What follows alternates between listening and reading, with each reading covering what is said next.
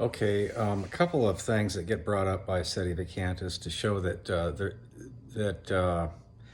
our situation that we're in today is not unprecedented, right? There's precedent for our position in the history of the church. One of those things is they bring up this idea that that there's been 40 anti-popes in the history of the church.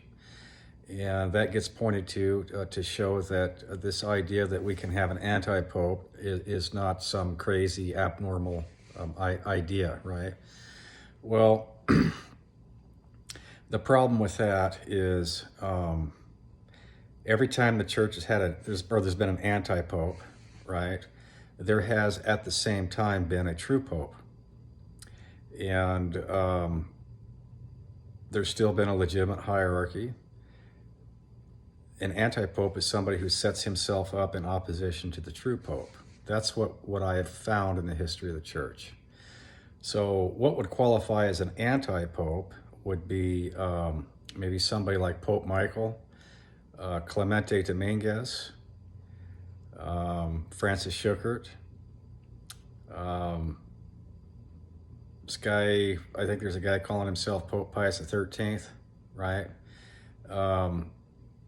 These are all Sedevacantist groups that have elected their own pope without any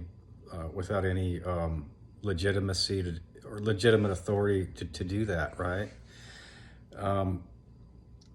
So this 40-year precedent or 40 anti-popes is a precedent, right? It doesn't apply to the legal process in the church being followed in producing a pope, and that pope being universally recognized by the entire church.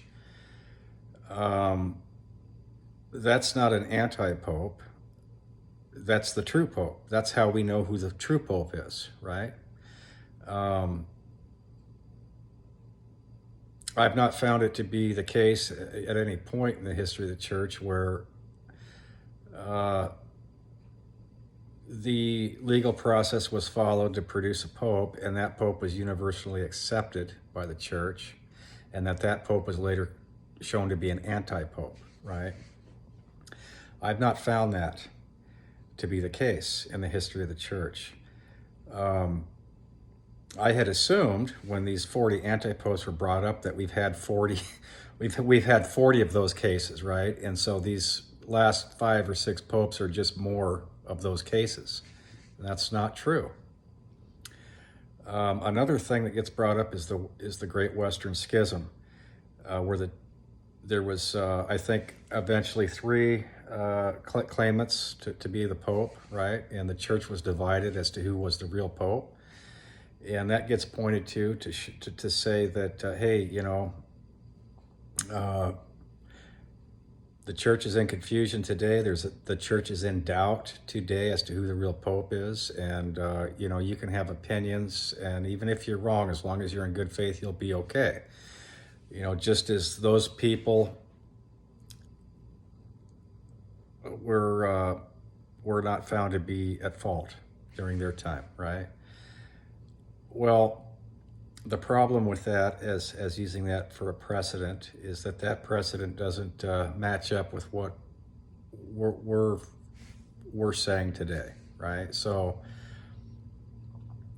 the Great Western Schism, you had a public doubt. The church was divided. You had cardinals, bishops, theologians, saints on all sides, right? You had entire nations split over this idea of which one of these guys is the pope, right? There was a public doubt there. This was not a private doubt.